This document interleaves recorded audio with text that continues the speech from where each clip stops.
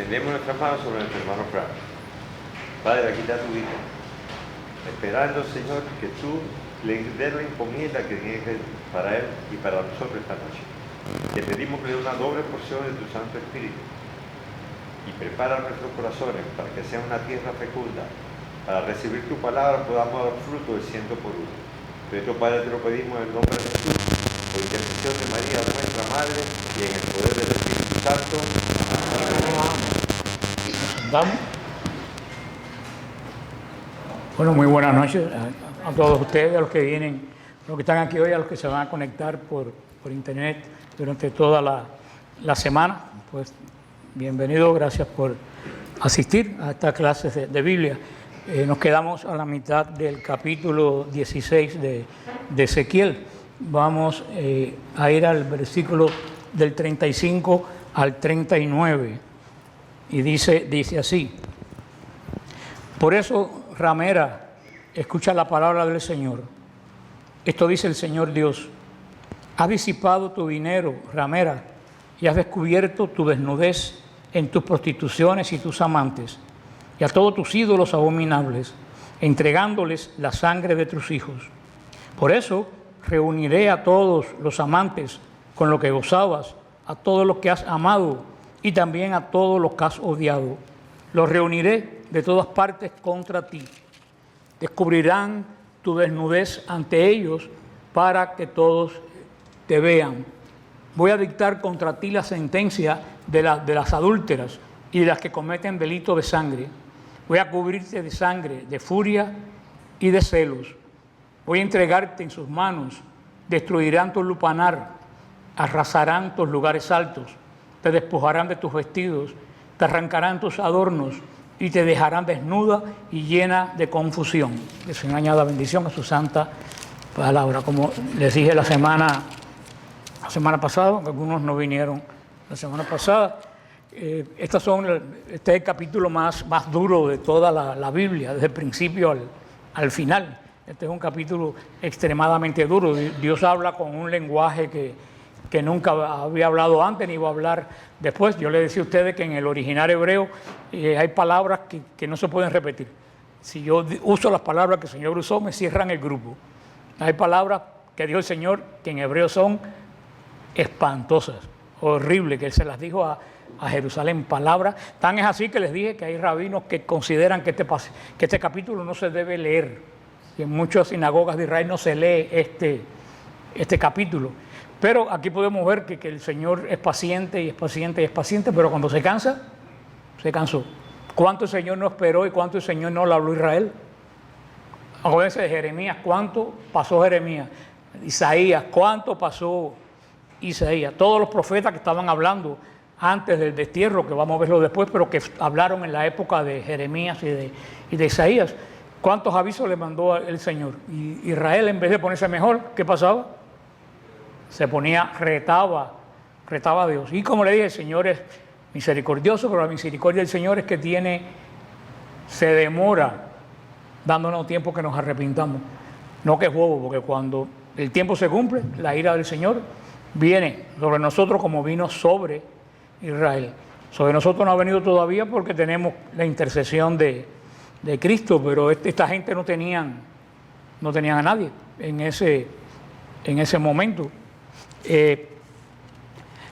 Esto le decía también que estas figuras que hemos cogido aquí las usa San Juan en el Apocalipsis.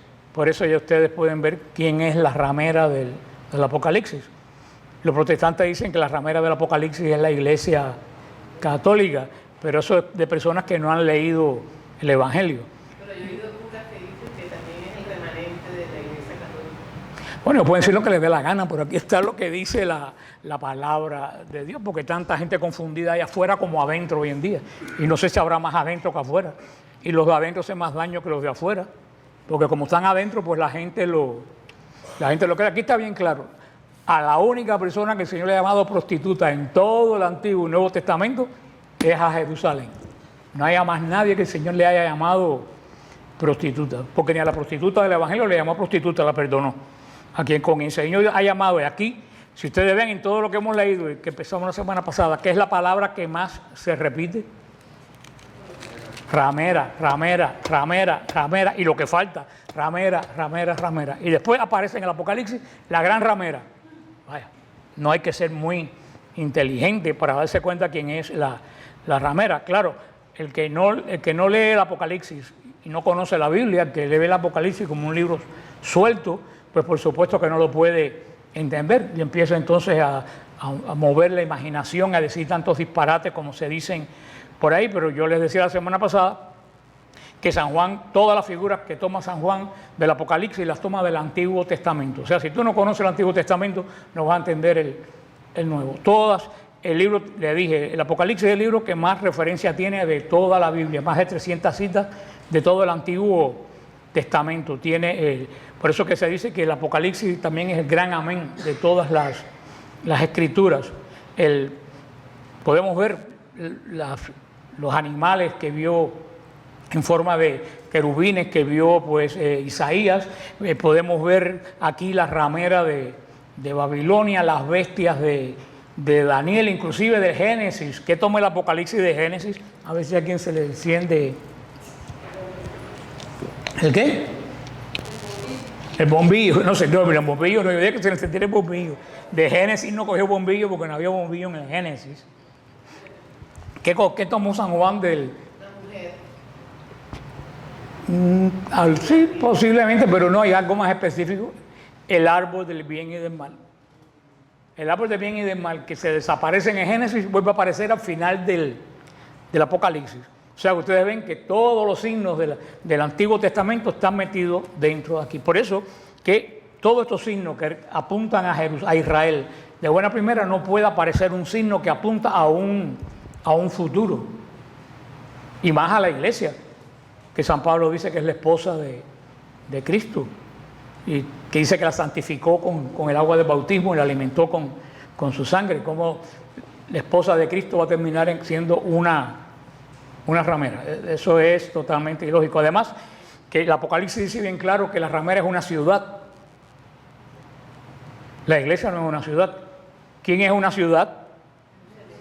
Jerusalén. Y el Apocalipsis dice también que la ramera es una ciudad donde se mató a Mesías. ¿Dónde se mató a Mesías? Yo no sé cómo la gente no entiende eso. Los protestantes, lo que es obvio, no lo entienden. Y lo que es difícil de entender, lo aceptan. Creo que yo tengo una mente muy fantasiosa. Cristo dice, esto es mi cuerpo, esto es mi sangre. ¿Hay algo más claro que eso? No, eso no es como Cristo lo dijo. Tú eres Simón, tú te llamabas Simón, ahora tú te llamas Pedro, y tú esa roca, yo edifico mi iglesia. No, esa roca no es Pedro, es Cristo que se apuntó él mismo con el dedo. La ramera en todo el Antiguo Testamento. Jerusalén, de repente, la ramera de la iglesia católica. O sea, ustedes se dan cuenta que para ellos lo que es obvio, lo que está a simple vista, ellos no lo ven. Por eso las personas que oyen programas protestantes y cogen hasta clases por la radio de los protestantes, digo, ¿qué te va a enseñar a ti un protestante? Si desde que tengo 7 años yo sé más que ellos, porque yo sé que el cuerpo de sangre de Cristo es la Eucaristía, y ellos, siendo unos zánganos, no lo creen. ¿Qué me va a enseñar a mí un protestante?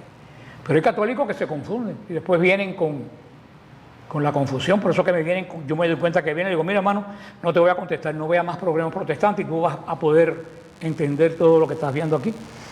El Apocalipsis que está relacionado con este capítulo, el Apocalipsis no se puede ver figura por figura. Eso es una de las leyes para estudiar el Apocalipsis. Tú no puedes decir, la bestia esta es Nerón, y entonces pues la bestia esta es fulanita de Saddam Hussein, y la otra. Tú no puedes buscar. Me preguntan, ¿quién es tal cosa en el Apocalipsis? Digo, yo no sé. San Juan no escribió pensando en una persona del futuro. San Juan el Apocalipsis lo escribe a través de ¿qué? De símbolos. Él no está hablando de nadie en específico. Por eso la bestia se le puede aplicar desde Nerón hasta Hitler, hasta Fidel Castro, aunque le te dé la gana, porque todos tienen la misma característica de la bestia. Porque no es una persona, ¿qué cosa es? O un símbolo, los que atacan a la iglesia.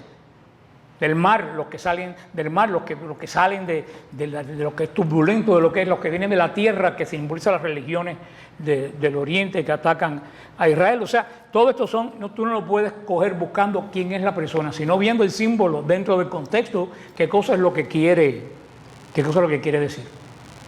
Por eso, al final tú ves que en el Apocalipsis se presentan dos mujeres, una frente a la otra, una vestida de sol y la otra ramera llena de sangre. Tú no ves que son dos figuras que se anteponen una a la otra. Claro, nosotros sabemos por Ezequiel, porque la clave no está en inventar, la clave está en buscar las figuras ¿dónde? En el Antiguo Testamento. Tú te das cuenta que la ramera es Jerusalén. Tú te das cuenta que la mujer vestida de sol es la misma mujer de Génesis 3:15, que es la Virgen. Porque llama mujer con M mayúsculo, igual que la profecía. Empieza con una profecía con una mujer y termina con cumpliéndose la profecía con otra mujer. Pero también en este caso María es prefigura de la iglesia, porque las características de María son las características de la iglesia. Por eso también podemos ver esto como la iglesia de un lado y enfrente ¿quién? La ramera, todo lo que se opone a Dios. Ustedes entienden, no se puede buscar el símbolo. Yo creo que este es Obama y este es Nancy Pelosi. No se puede porque de aquí a 10 años va a salir otra Nancy Pelosi, porque tienen las mismas características. Todos los grandes tiranos, Stalin, Nerón, Fidel Castro, ahora Ortega, toda esa gente tiene las mismas características. Si tú te pones a ver, son las mismas características, porque el mal no se multiplica, gracias a Dios, en cosas nuevas. El mal solamente multiplica los mismos patrones. Gracias a Dios que no tiene mucha imaginación. Por eso que aquí el Señor le está hablando bien fuerte a Jerusalén. Y está diciéndole, pues comienza diciéndole, por tanto ramera, imagínate tú, le está diciendo, por tanto fulana, oye la palabra de Dios. Dios no se dirige ya a Israel con el nombre de Israel, la casa de David y mi pueblo, lo que sea. O sea, el corazón de Israel se había degenerado y Israel necesitaba un discurso que lo impactara. Y si tú te buscas, ramera es un nombre bastante bueno para lo que el Señor le asistió a Israel, le asignó a Israel. Lo dice lo que leímos en la parte del capítulo la semana pasada. Es una mujer, por supuesto que en Israel era muy poco probable que hubiera una mujer que no se hubiera casado. Una mujer que no se hubiera casado son pocos pocos los casos, pero no son muchos los casos. Por tanto, que siempre las rameras no eran mujeres solas, eran mujeres que estaban casadas y por eso era peor el pecado, y se dedicaban a otros tipos de negocios por otros lados. Y por eso el Señor le dice en el capítulo anterior a Jerusalén, tú eres una ramera, porque Israel está casada ¿con quién? Con Dios. Por eso le dice, tú eres mi esposa, se le dice vimos en el otro capítulo anterior, está casada con Dios, sin embargo, se va detrás de cuantos otros dioses aparecen. Por eso que es una ramera espiritual, por eso que le llama ramera. La semana pasada le decía, por lo menos las rameras cobran, pero tú pagas. O sea, está diciendo que Jerusalén ha llegado a lo más bajo que podía llegar. Por eso dice que va a llamar a toda la gente, que inclusive los que ella ha amado y los que ella ha odiado. Increíblemente son los amantes de Israel quienes van a ejecutar la venganza de Dios. Ellos que adoraban a los dioses cananeos, los dioses persas, esos son precisamente los que van a contribuir al castigo de Israel. Y por eso dice que va a descubrir su desnudez. O sea, la va a presentar de una forma ridícula, de una forma de desnudar a una mujer delante de la gente, una cosa como infamarla.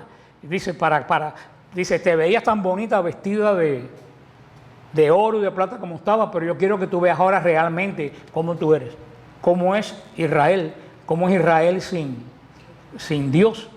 Eso está hablando muy claro el Señor a Israel. Y dice que la va a juzgar por las leyes del adulterio.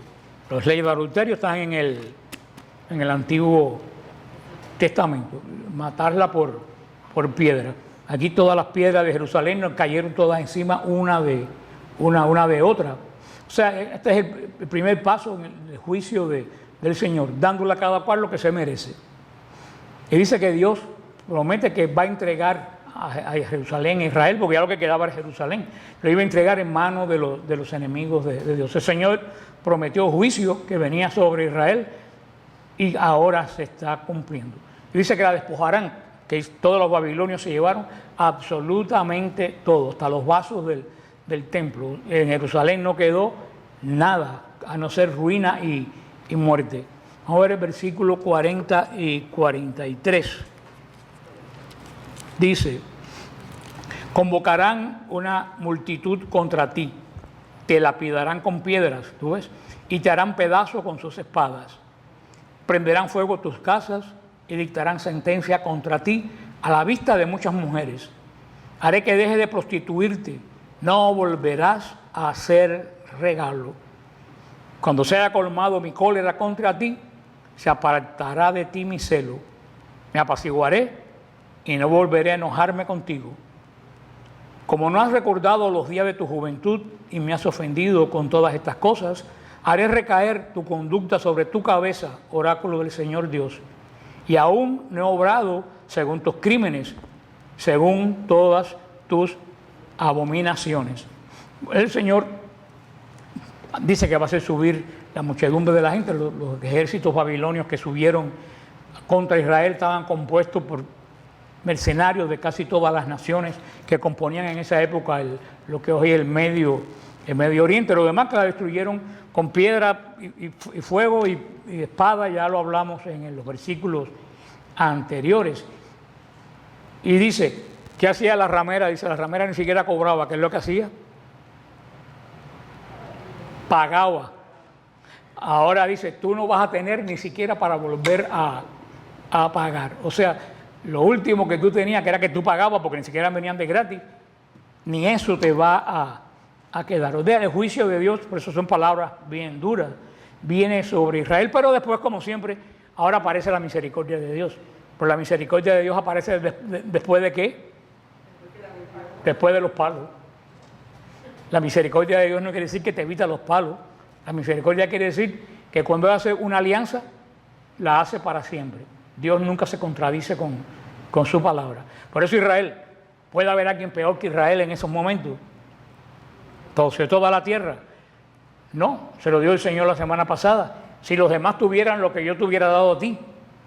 Sin embargo, yo te he dado a ti tanto, y porque te he dado tanto, mucho más te voy a pedir que a las demás naciones. El Señor había dado muchísimo, más que ninguna otra nación. Hizo un pacto con esta nación, que Dios no hizo pacto con ninguna nación. La bendijo de forma extrema. Y si todo le fue mal, no le fue mal porque Dios se lo mandó. ¿Fue mal por qué? Porque ellos fueron infieles al pacto que hubieron cerrado con él, voluntariamente con el Señor. Por eso, como el Señor es fiel, el Señor hizo este pacto con ellos desde la época de Judá, de uno de los hijos de Jacob, que fue el pacto. Uno de la tribu de Judá va a estar presente cuando regrese el Mesías. ¿Se acuerdan? En Génesis 29 le dijo a los 12 hijos, cuando bendice a los 12 hijos, uno de estos 12 hijos, que ¿quién es? Cada de los 12 hijos es Jeremías. ¿Cuál de los 12 hijos de Judá recibió la promesa? Judá, se lo estoy diciendo. Se lo había dicho cuál de los hijos de Jacob, perdonen. ¿Cuál de los hijos de Jacob recibió la promesa? Se lo dije como que de qué color es el caballo blanco de Maceo, pero ni siquiera si lo adivinaron. Ahora lo voy a hacer de la forma que debe ser. Ustedes van a contestar como si ya lo supieran. ¿Cuál de los 12 hijos de Jacob recibió la promesa? Me alegro que se lo sepan. La recibió Judá. ¿Y cuál era la promesa? Tú estarás presente cuando venga aquel que viene a recoger ¿qué cosa? El cetro y la corona. ¿Y que vendrá montado en qué? En un burrito. Esa es la gran promesa. Por eso la promesa, vuelvo a repetir, ¿a quién se la dio el Señor? A Judá. Por eso, ¿cuál fue la única tribu que estaba presente cuando el Señor vino? Judá. Bueno, y Leví, que no tenía tierra, que estaba pegada con Judá, y Benjamín, que era muy chiquita y estaba ahí, pero no se mencionan, era prácticamente parte de Judá. Las otras 11 tribus que se separaron de Israel, ¿qué cosa perdieron? La promesa, y por eso se diluyeron en Babilonia y nunca más regresaron. ¿Quién fue la única que regresó? Judá, con resto de otras tribus, pero muy pocos restos de otras tribus. La tribu que regresó masivamente fue Judá. ¿Por qué? Porque ella tenía una promesa y una obligación. ¿Cuál era la obligación? Entregar y el cetro. ¿Cuál era el corazón de Israel? Bueno, el corazón de Israel era Jerusalén. ¿Y cuál era el corazón de Jerusalén? Ahora sí, el templo. O sea, mira cómo en escala. ¿Cuál era el corazón de Israel? Jerusalén. ¿Y cuál era el corazón de Jerusalén? El templo. Era lo más sagrado. Por eso cuando Cristo entra en un burrito a reclamar la corona y el cetro, ¿a dónde se dirige? Al templo, a Jerusalén y al templo. ¿Montado en qué? Por eso por eso Israel le dio un recibimiento de Mesías, porque se dio cuenta que por el burro que venía cumpliendo la profecía dada a Judá, que los tiempos se habían cumplido. O sea, esa es la importancia. Dios no destruyó a la tribu de Judá porque tenía una promesa, y Dios es fiel cuando tiene una promesa.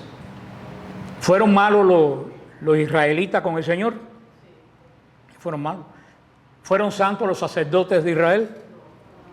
Desde la época de Elí, que los hijos de Elí eran un par de sinvergüenza, que hasta se desnucaron.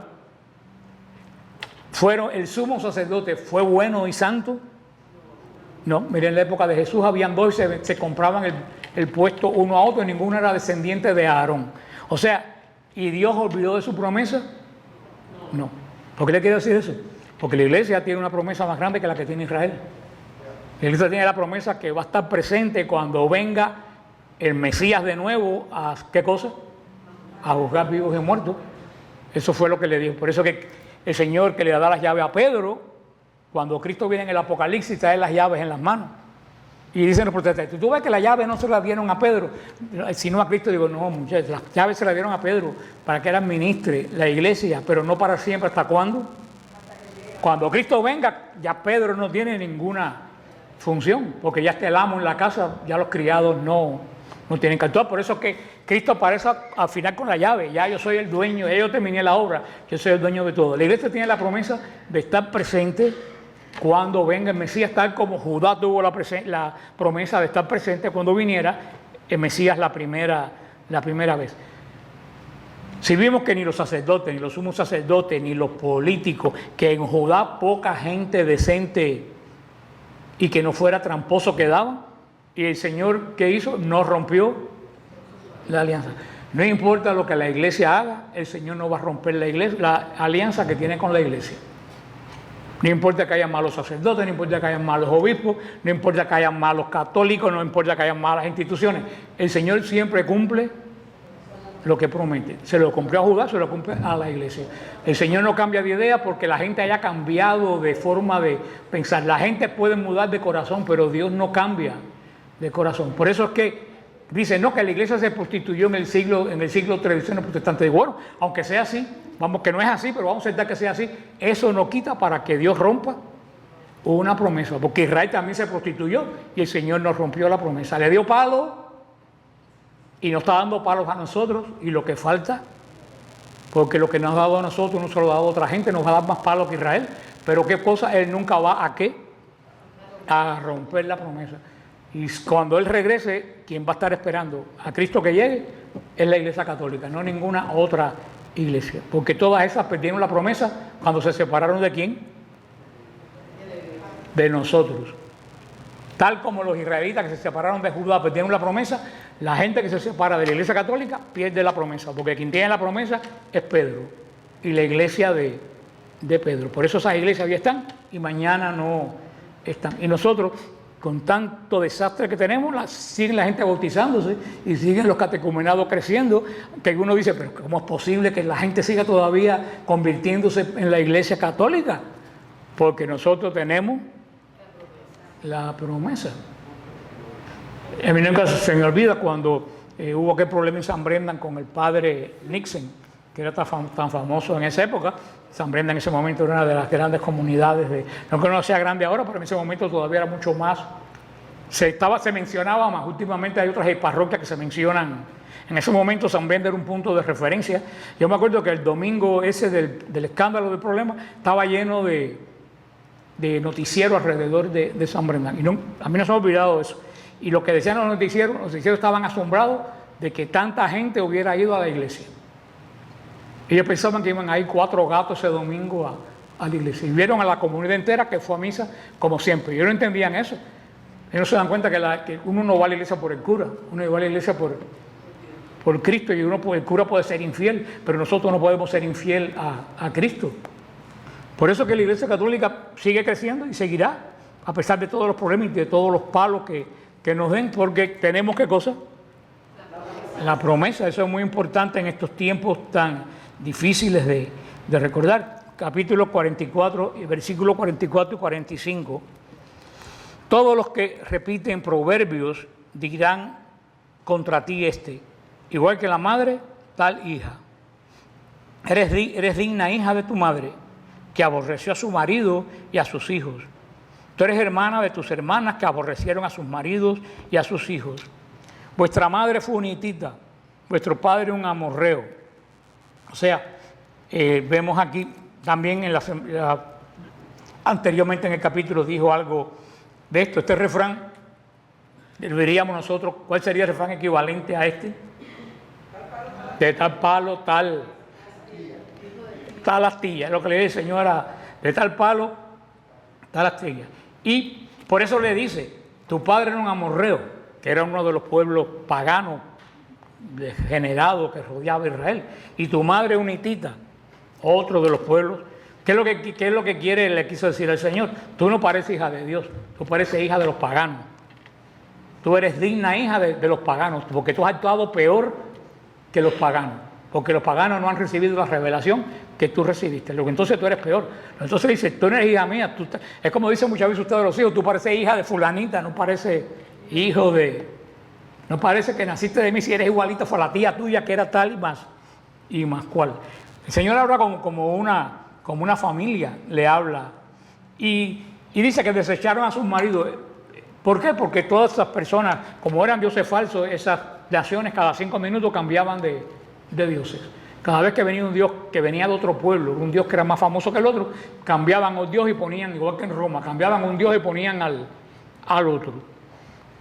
Por eso Israel actuó igual, quitó a Yahvé y puso otro dios. Pero que Israel no se dio cuenta que ellos no eran como las naciones que los rodeaban.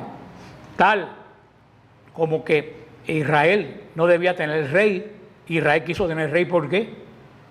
Porque todas las naciones tenían rey. Ellos no se dieron cuenta, ellos siempre quisieron ser como los demás, cuando no se dieron cuenta que la bendición de ellos estaba en ¿qué? En ser diferente. Es la gran diferencia. Por eso que cuando la iglesia trata de ser como el mundo, se hunde, porque nosotros no estamos llamados a ser como los demás, nosotros estamos llamados a ser como, lo acaban de decir, ¿cómo está llamado nosotros a ser? Diferente. Nosotros estamos llamados. Israel quiso adaptarse al mundo y se hizo como diferente a como Dios la mandó, porque quiso ser como quien, ellos tienen reyes, ellos tienen muchos dioses, yo quiero tener reyes, yo quiero tener muchos dioses, quiero ser como estas naciones, no quiero ser como Dios me dio. Y ahí fue cuando perdieron la bendición, aunque no perdieron el pacto. Y eso es cuando la iglesia quiere ser diferente, cuando la iglesia quiere adaptarse como la gente, estamos cometiendo el mismo pecado que Israel, porque nosotros no estamos llamados a ser como la gente, nosotros estamos llamados a ser como diferentes. Tenemos otros valores que el Señor nos ha dado que las otras gente no tienen. Por eso el gran pecado de la iglesia es cuando ha tratado de ser como diferente, como la gente. La misma porquería que hay afuera, en vez de la iglesia santificar a los de afuera, la misma porquería que hay afuera se metió adentro. Ahora somos exactamente igualitos. Nada, los mismos chismes, los mismos enredos, la misma porquería del mundo la tenemos nosotros dentro. Porque nosotros no cambiamos el mundo. Porque la iglesia dice que tiene que ser sal y luz del mundo, pero no fuimos sal y luz del mundo. Por eso San Pablo VI dijo esas palabras tan tremendas, un 29 de junio de 1972, cuando dice San Pablo VI, yo no sé qué ha ocurrido, abrimos las ventanas al mundo para que entrara la luz, y lo que ha entrado es el azufre del infierno. Eso lo dijo Pablo VI, no lo dije yo. Si lo digo yo, enseguida me empiezan a criticar. Eso lo dijo Pablo VI, lo pueden buscar en el internet. Palabras duras. Las palabras textuales de Pablo VI fue: ¿qué nos salió mal? Se preguntaba en el discurso. Tratamos de abrir las ventanas. ¿Para qué? Para que entrara la luz. ¿Y qué fue lo que entró? El azufre del infierno. Lo que Pablo VI, no sé si no se dio cuenta o no sé, el problema es que la luz no estaba afuera. ¿Dónde está la luz? Adentro. Ustedes son la luz del mundo. ¿Cómo tú abrir las ventanas para que entre la luz del mundo? Si las ventanas hay que abrirlas, no para que entre la luz, sino que para la luz de nosotros salga. Pero la abrimos y no sacamos la luz. ¿Qué fue lo que hicimos? Adaptarnos con el mundo. Quitar esto, quitar aquello, quitar lo otro, porque esto está ya pasado de moda. Hay que adaptarnos a la cosa moderna del mundo. ¿Y en qué terminó la cosa? Igualito que Israel. Ya somos exactamente igual que ¿quién? Que el mundo. Fíjate cómo le voy a decir, la historia se repite. Tú lees el Antiguo Testamento y la historia se repite y se repite y se repite. No hay nada nuevo bajo el sol. Vamos a ver el versículo 46 y 47. Dice: tu hermana mayor es Samaria, la que habita con sus hijas a tu izquierda. Tu hermana menor Sodoma, que habita con sus hijas a tu derecha. Pero no te bastó seguir sus caminos y comportarte según sus abominaciones. Como si eso fuera poco, te has corrompido más que ellas en toda tu conducta. Oye, palabras fuertes. ¿Cuáles eran las dos ciudades que Israel más despreciaba? Samaria y Sodoma. Por eso Sodoma y Gomorra están pegadas las dos. Si eran dos ciudades despreciadas por los judíos, hasta en la época de Cristo era Samaria. Hasta la época de Cristo y hasta el día de hoy, los judíos desprecian a los samaritanos. Y no desprecian a los de Sodoma y Gomorra porque ya no existen. Pero estas eran dos ciudades que ellos las execraban. ¿Y qué le dice el Señor? Tú te sacras de ellas, pero estas son ¿quiénes? Son tus hermanas, no son ni primas tuyas. Y le dice, pues peor todavía, dice, tú has pasado las cosas que hicieron ellas dos. Esta eres más corrupta que Sodoma y más corrupta que Samaria. Estas dos cosas que tú criticabas tanto, terminaste haciéndolas, pero ¿en qué forma? En grado mayor, en grado mayor. Fíjate que le llaman hermana mayor y hermana menor. O sea, la compañía que tiene no es muy agradable que todo eso. Y dice, peor aún, a lo mejor Jerusalén fue que corrompió a Sodoma, y posiblemente Jerusalén fue quien hubiera corrompido a Samaria. Por eso es que el pecado de Jerusalén fue más grande, porque Jerusalén fue quien estableció el estándar de lo que había que hacer. En vez de ser un ejemplo en lo bueno, fue un ejemplo en ¿qué? En lo malo. Y la gente siempre es más fácil imitar lo malo que imitar lo bueno. Vamos a ver el 48 y el 50. Dice así: por mi vida, oráculo del Señor Dios, Sodoma y sus hijas que no hicieron lo que habéis hecho tus hijas y tú. En esto consistía la iniquidad de tu hermana Sodoma. Ella y sus hijas abundaban en soberbia, en pan y en ocios regalados, y no socorrían las manos del pobre y del necesitado. Se hicieron altivas, cometieron abominaciones delante de mí, y las hice desaparecer como has visto. Señor, se lo sigue diciendo. Sodoma, tu hermana y sus hijas no han hecho lo que hiciste tú. Y lo hace introduciendo un voto. Cuando Dios hace un voto, que es cuando dice, oráculo del Señor, vivo yo, es que Dios está diciendo, esto va verdaderamente en serio. Atiendan porque esto va en serio. Repite la misma acusación de la vez anterior, punto por punto. Y aquí el Señor enumera los pecados de Sodoma a través de Ezequiel. No los detalles específicamente, pero dice todo lo que llevó Sodoma a ese grado que perdió. Todo empezó por qué cosa, por la falta de caridad. Todo empezó por no tener caridad con sus hermanos. Y aquí dice todo lo que esta ciudad pues hizo y terminó como terminó. ¿Y por qué? Dice Génesis 13:10. Dice que la tierra de Sodoma era como el huerto del Señor, Fue un tipo de ciudad de la que los ciudadanos se enorgullecían. Sodoma fue una gran ciudad amada del Señor. Sin embargo, por la soberbia, no hay nada que corrompa más que casi todo pecado comienza por la soberbia. Ese es el origen de todo pecado. Porque ¿qué cosa es la soberbia? ¿Alguien puede definir qué cosa es la soberbia? Parece que ustedes no conocen a ningún soberbio. Que creemos más en nosotros que en Dios. Eso es, el soberbio se cree mejor que los demás. Él piensa que él siempre tiene la razón y que los demás están equivocados o son unos tontos. Y eso fue lo que le pasó a Sodoma y lo que le va a pasar a Israel. ¿Se llenaron de qué? De soberbia. Dios le dio tantas cosas que empezaron a mirar las otras gente y diciendo, no, tú no tienes razón, tú eres un tonto, mira lo bien que me va a mí, todo esto. O sea que todos los pecados de esta gente comenzó por la soberbia. Dios, tú no tienes razón, la razón la tengo yo y yo voy a poner un plan que va a hacer, el mundo va a funcionar mejor que cuando tú tenías a mano el mundo. Dios, tú no sabes hacer iglesia, la iglesia que tú hiciste salió mala, yo voy a hacer una iglesia que va a ser mejor que la que tú hiciste. O sea, lo está diciendo exactamente de dónde surgen todos los demás pecados. Comienza por uno que parece al principio uno no lo nota, porque tiene tantas cosas buenas que cada vez piensas más que está mejor que lo otro. Y si es soberbia espiritual, huye. Vamos a ver el versículo 51 y 52. Dice, no cometió Samaria ni la mitad de tus pecados, las has superado con tus abominaciones y has hecho que a tu lado sean justas tus hermanas con todas las abominaciones que ha cometido.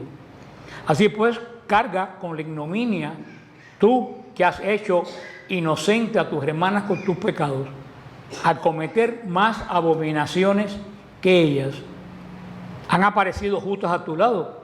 Por eso llénate de vergüenza, carga con la ignominia de haber hecho justas a tus hermanas.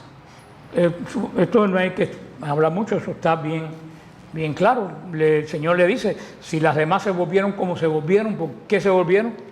Por ser tú como eres. Y eres tan mala que ahora las demás parecen buenas al lado tuyo, porque tu maldad sobrepasó las de ella.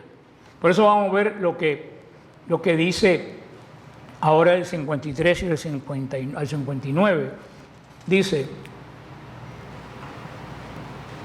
voy a cambiar su suerte, la suerte de Sodoma y de sus hijas, la suerte de Samaria y de sus hijas, y cambiaré tu suerte en medio de ellas, para que cargues con tu ignominia y quedes avergonzada por todo lo que hiciste.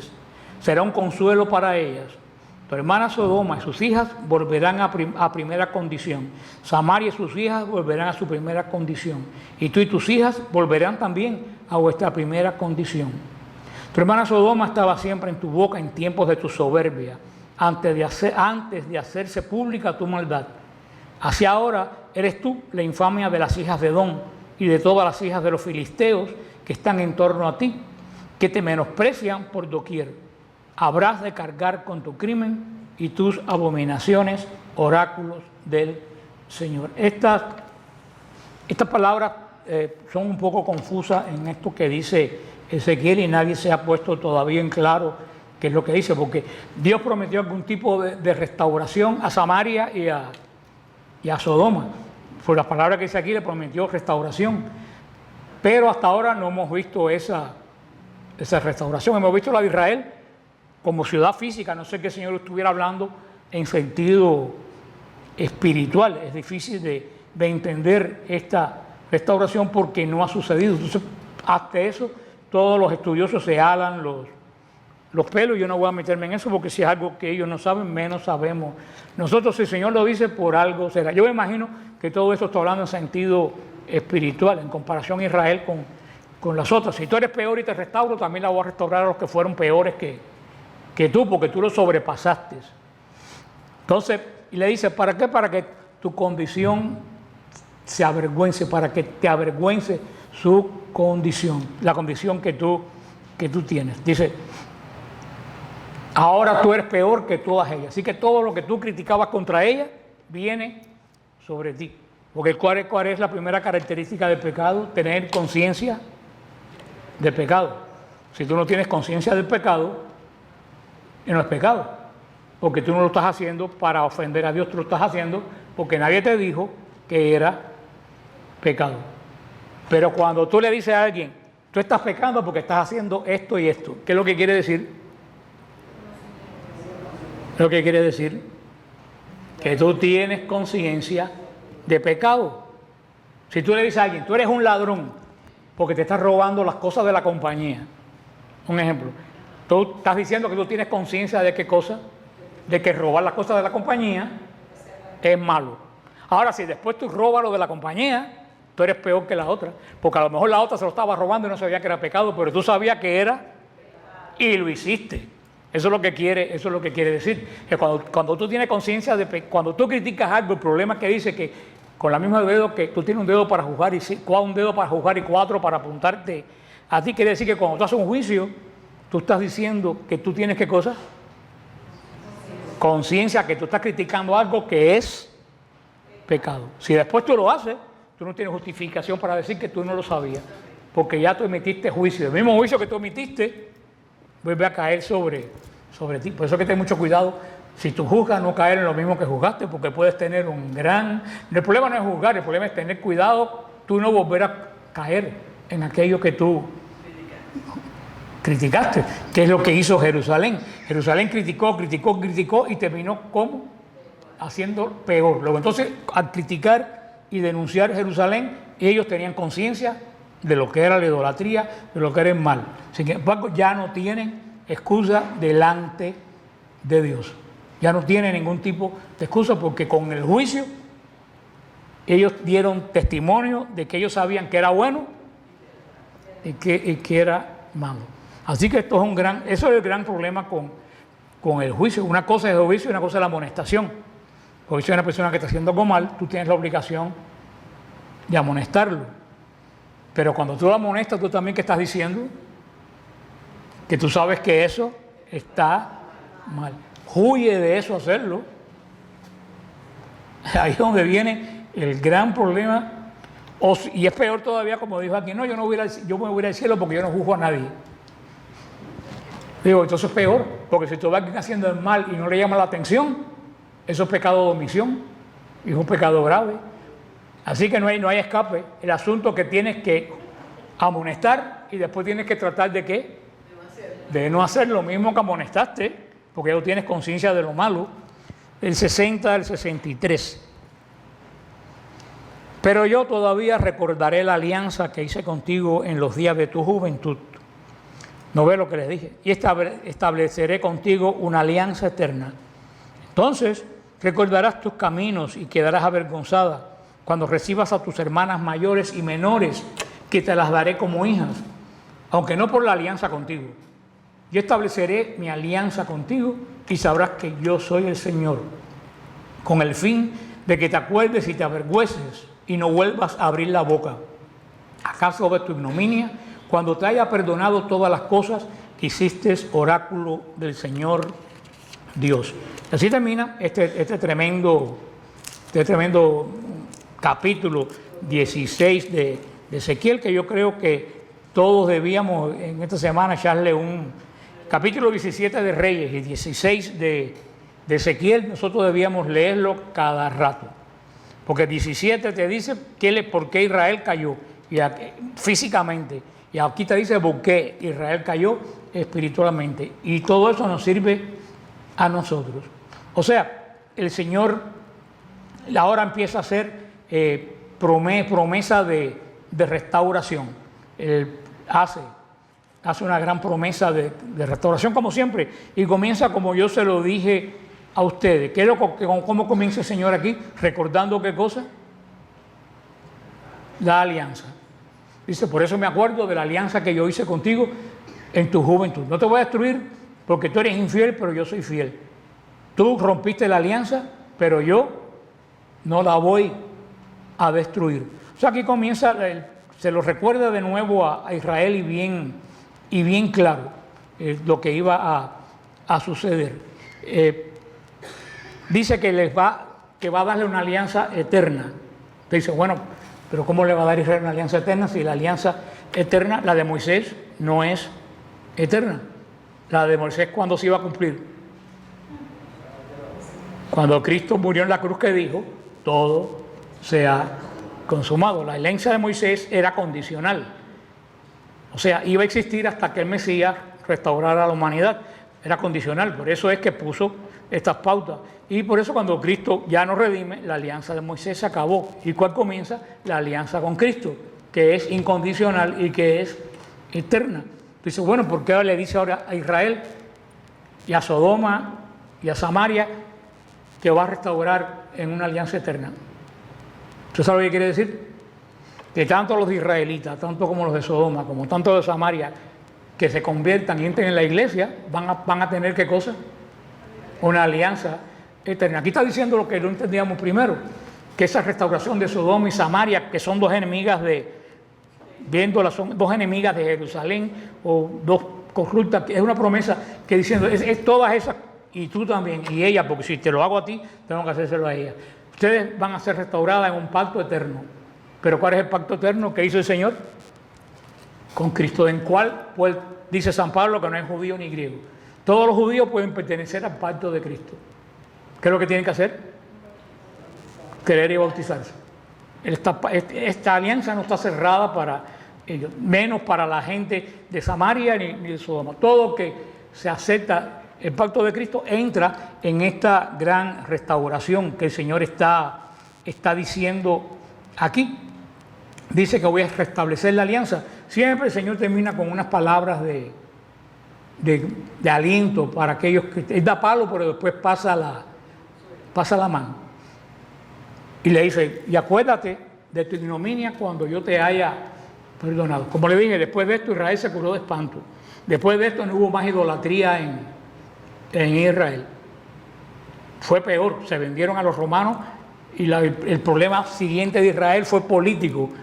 Fue cuando entró Roma, cuando crucificaron a Cristo porque molestaba los intereses políticos del templo, de los sumos sacerdotes, pero después de esto nadie puede haber señalado que Jerusalén cometió de nuevo idolatría. Jamás volvieron a tener otro Dios que no fuera Dios. Lo cual quiere decir que la lección la aprendieron muy bien. Y la segunda no le dio tiempo porque se acabó y ahí no va a haber más, pues, Israel, con la segunda destrucción de Israel, por lo menos el Israel de la alianza antigua, sino que ya pues un estado nuevo. Así que ven como todo lo que no se entiende al final, pues el Señor lo va poniendo. Ese es el capítulo 16, que es tan terrible. Los demás son, ya después de esto, créanme que después de esto no hay nada más horrible que podamos leer. Este es el clima del berrinche de Dios con Israel. Así que la semana que viene empezaremos con el 17.